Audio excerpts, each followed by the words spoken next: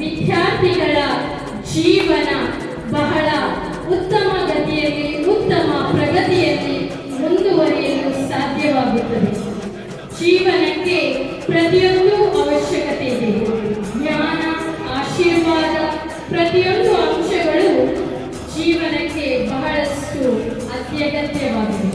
ಆದ್ದರಿಂದ ನಮ್ಮ ಸಂಸ್ಥೆಯು ಪ್ರತಿ ವರ್ಷ ವಿದ್ಯಾರ್ಥಿಗಳ ವಿದ್ಯಾರ್ಚನೆಯು ಅಕ್ಷರಾಭ್ಯಾಸ ಎಂಬ ಪೂಜಾ ಕಾರ್ಯಕ್ರಮದ ಮುಖಾಂತರ ನಾವು ಪ್ರಾರಂಭಿಸುತ್ತೇವೆ. ಈ ದಿನ ಈ ಶುಭ ಗಳಿಗೆ ಇದೀಗ ವಿದ್ಯಾರ್ಥಿಗಳು, ಪಾಲಕರು, ಗುರುಗಳಿಂದ ಅಕ್ಷರಾಭ್ಯಾಸ ಪ್ರಾರಂಭಿಸಲಿದ್ದಾರೆ. ಈ ಅಕ್ಷರಾಭ್ಯಾಸದ ಕುರಿತು ತಮ್ಮ ಆಶೀರ್ವಚನವನ್ನು ನೀಡಬೇಕಾಗಿ ವಿನಂತಿಸುತ್ತೇನೆ. ವರದೆ ಕಾಮರೂಪಿಣಿ ವಿದ್ಯಾರಂಭಂ ಕರಿಷ್ಯಾಮಿ ಸಿದ್ಧಿರ್ಭವತು ಮೇ ಸದಾ.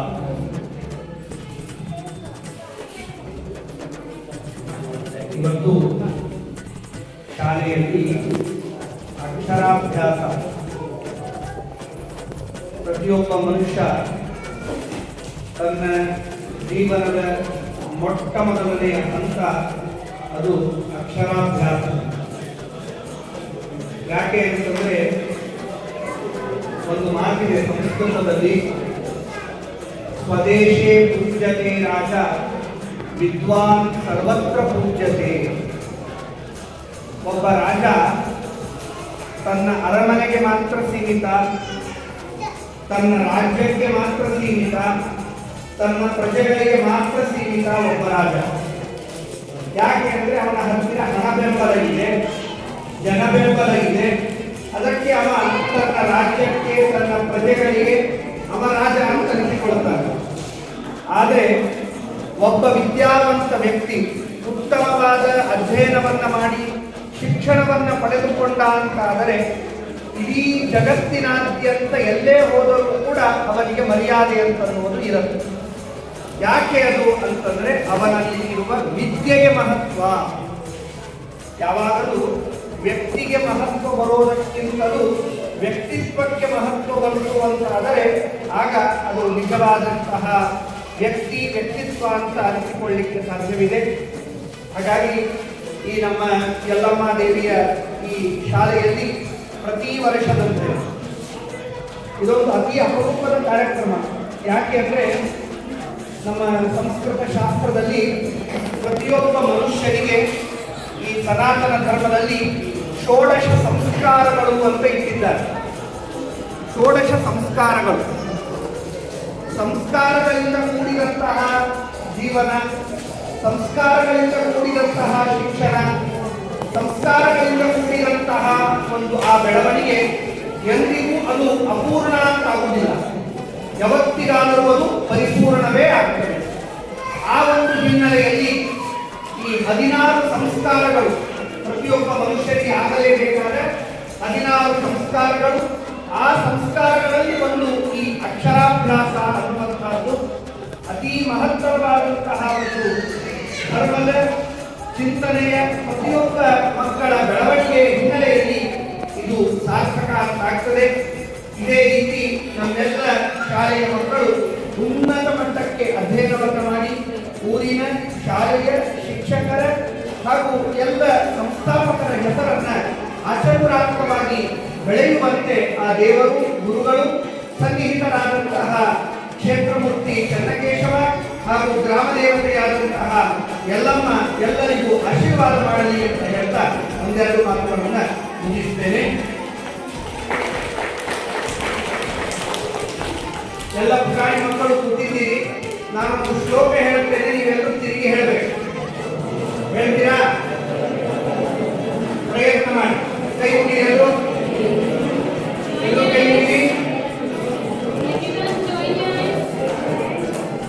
ಹೇಳಿ. ಸರಸ್ವತಿ, ಜೋರು ಹೇಳಬೇಕು. ಸರಸ್ವತಿ ನಮಸ್ತುಭ್ಯಂ ವರದೆ ಕಾಮರೂಪಿಣಿ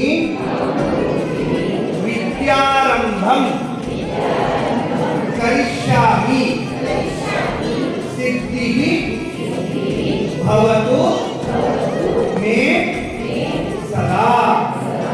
ಅಮ್ಮ ಸರಸ್ವತಿ ನನಗೆ ಒಳ್ಳೆ ವಿದ್ಯಾ ಬುದ್ಧಿ ಓದಿದ್ದನ್ನೆಲ್ಲ ತಲೆಗೆ ನೆನಪಿರುವಂತೆ ಮಾಡಿ ನನಗೆ ಒಳ್ಳೆ ದೊಡ್ಡ ವ್ಯಕ್ತಿಯನ್ನಾಗಿ ಮಾಡು ಅಂತ ಸರಸ್ವತಿಯಲ್ಲಿ ಎಲ್ಲರೂ ಕೇಳ್ತಾರೆ.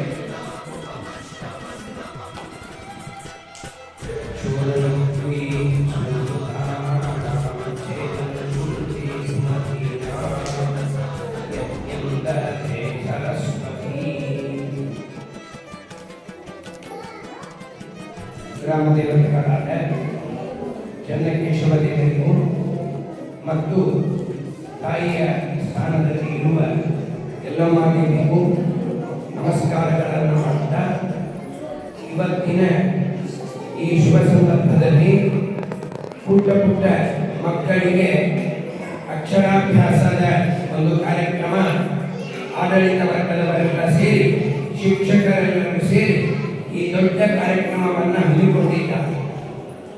ಅಕ್ಷರಾಭ್ಯಾಸದ ಆರಂಭದಲ್ಲಿ ದೇವಿಯ ಪೂಜೆ, ಅದನ್ನು ಮಾಡಿ ಅಕ್ಷರಾಭ್ಯಾಸ ಮಾಡಿಸುವ ಉದ್ದೇಶವೇ ಮಕ್ಕಳು ಒಳ್ಳೆಯ ಬುದ್ಧಿವಂತರಾಗಿ ಅವರು ಮುಂದೆ ಉನ್ನತ ಶಿಕ್ಷಣೆಯನ್ನು ಪಡೆಯಬೇಕು ಅನ್ನುವ ದೊಡ್ಡದಾದ ಆಶಯವನ್ನು ಇಟ್ಟು ಈ ಒಂದು ಕಾರ್ಯಕ್ರಮವನ್ನು ಇವತ್ತು ಇಲ್ಲಿ ಏರ್ಪಾಡು ಮಾಡುತ್ತಾ ಇದ್ದಾರೆ.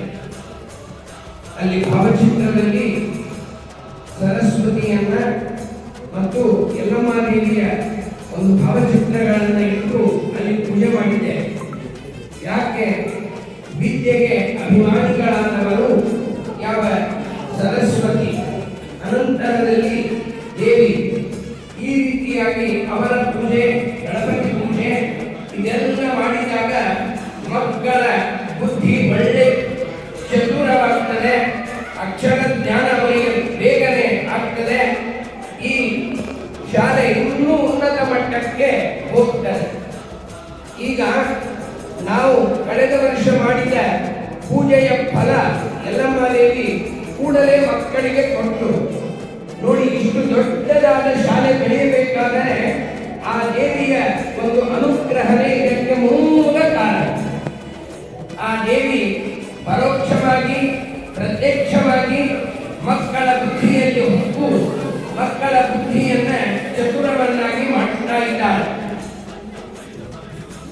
ತಂದೆ ತಾಯಿಗಳು ಮಕ್ಕಳಿಗೆ ಸನಾತನ ಸಂಸ್ಕಾರ ಸಂಸ್ಕೃತಿಗಳನ್ನ ಕೊಟ್ಟು ಧರ್ಮಾಸಕ್ತಿಯನ್ನ ನೀಡಿ ಅವರಿಗೆ ಒಳ್ಳೆ ಅಕ್ಷರಾಭ್ಯಾಸದ ಜ್ಞಾನವನ್ನ ಮನೆಯಲ್ಲಿ ಆ ತಂದೆ ತಾಯಿಗಳು ಮಾಡಿಸಿ ಮಕ್ಕಳನ್ನ ಇವತ್ತಿನ ಮಕ್ಕಳವರು ನಾಳೆ ನಾಡಿನ ನಾಗರಿಕರಾಗ್ತಾರೆ.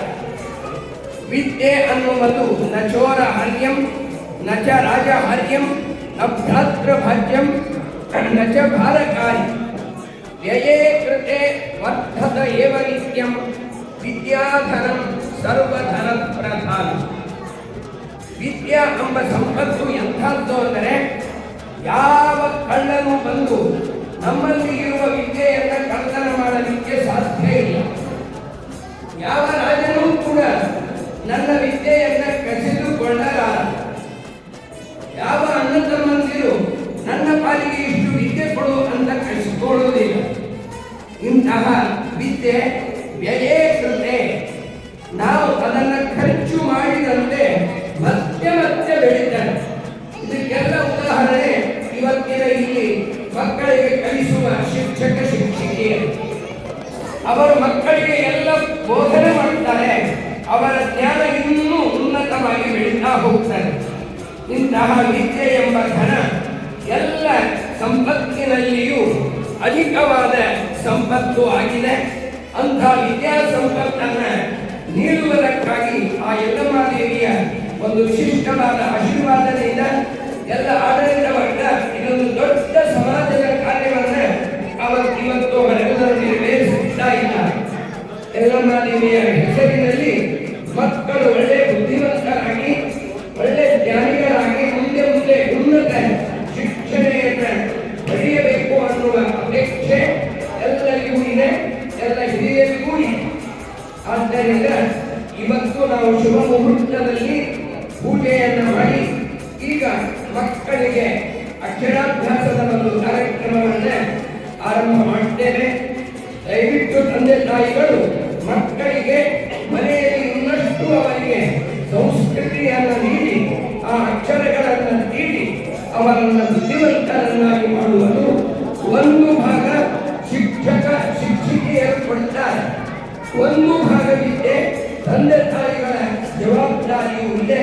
ಆ ಜವಾಬ್ದಾರಿಯನ್ನು ಅರಿತು ಕೊಟ್ಟ ಹೋಮ್ವರ್ಕ್ ಅನ್ನು ಚೆನ್ನಾಗಿ ಮಾಡಿಸಿದರೆ ಮಕ್ಕಳು ಉನ್ನತವಾದ ಜ್ಞಾನವನ್ನು ಪಡೀತಾರೆ ಅಂತ ಹೇಳ್ತಾ ಎಲ್ಲ ಈ ಸಂಸ್ಥೆಯ ಪದಾಧಿಕಾರಿಗಳಿಗೆ ಅಭಿನಂದಿಸ್ತಾ ಎಲ್ಲ ಶಿಕ್ಷಕ ಶಿಕ್ಷಕಿಯರಿಗೂ ಅಭಿನಂದಿಸ್ತಾ ಎರಡು ಮಾತುಗಳನ್ನು ಮುಕ್ತಾಯ ಮಾಡ್ತೇನೆ.